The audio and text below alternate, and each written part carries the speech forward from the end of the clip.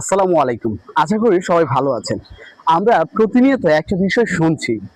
বিষয়টা হলো, ধরুন, আহ, বিভিন্ন মাধ্যমে, বিভিন্ন সংবাদ উপস্থাপনের মাধ্যমে বিভিন্ন দেশ, আমাদের পার্শ্ববর্তী দেশ ভারত চাচ্ছে যে আওয়ামী লীগ ছাড়া এবং জাতীয় পার্টি এবং 14 দলের ব্যাপারে যেই সিদ্ধান্তগুলো, তাদেরকে ছাড়া নাকি নির্বাচন বাংলাদেশে সম্ভব না এবং নিরপেক্ষ নির্বাচন সম্ভব না। এখন ধরুন, 3 আগস্ট, 4 আগস্ট এবং 5 আগস্ট বাংলাদেশের জনগণ আওয়ামী লীগকে কেন দরকার নয় এবং কি প্রয়োজনে তাদের কোনো আর প্রয়োজন নেই বাংলাদেশের রাজনীতিতে, সেটা কিন্তু দেখিয়েছে।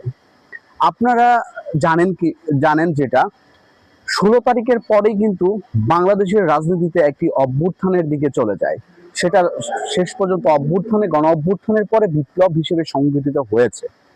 এখন বাংলাদেশের কোটি কোটি মানুষ একটি দলের বিরুদ্ধে গিয়ে একটি দলকে লাল কার্ড দেখে ক্ষমতাচ্যুত করা হলো, তারপরও কেন তাদেরকে নির্বাচনে অংশগ্রহণ করার জন্য একটা পক্ষ সু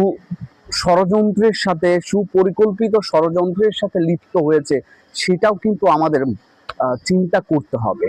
মানে তাদের সাথে হয়তো পার্শ্ববর্তী দেশের কোনো স্বার্থ জড়িত আছে, যা তারা যদি ক্ষমতায় থাকে এই কাজগুলো তারা করে নিতে পারবে। আমরা দীর্ঘ 16 বছর দেখেছি যে ভারত এই দলটিকে দিয়ে তাদের যত সুবিধা, মানে দেখা গেছে যে বাংলাদেশকে তাদের আলাদা একটি অঙ্গরাজ্য হিসেবে স্বীকৃতি দেওয়া হয়েছে।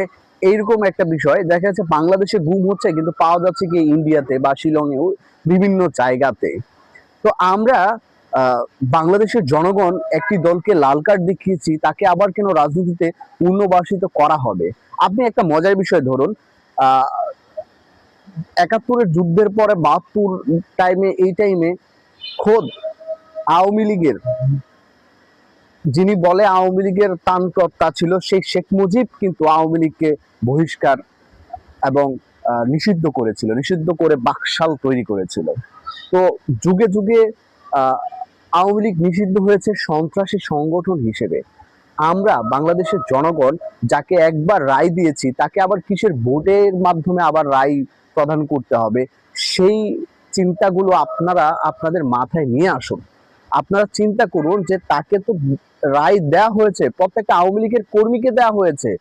আপনার প্রত্যেকটা আওয়ামী লীগের কর্মী আমাদের বিরুদ্ধে মাঠে ছিল, প্রত্যেকটি নেতা আমাদের বিরুদ্ধে মাঠে ছিল, প্রত্যেকটি এমপি, মন্ত্রী, মাদ্রাসার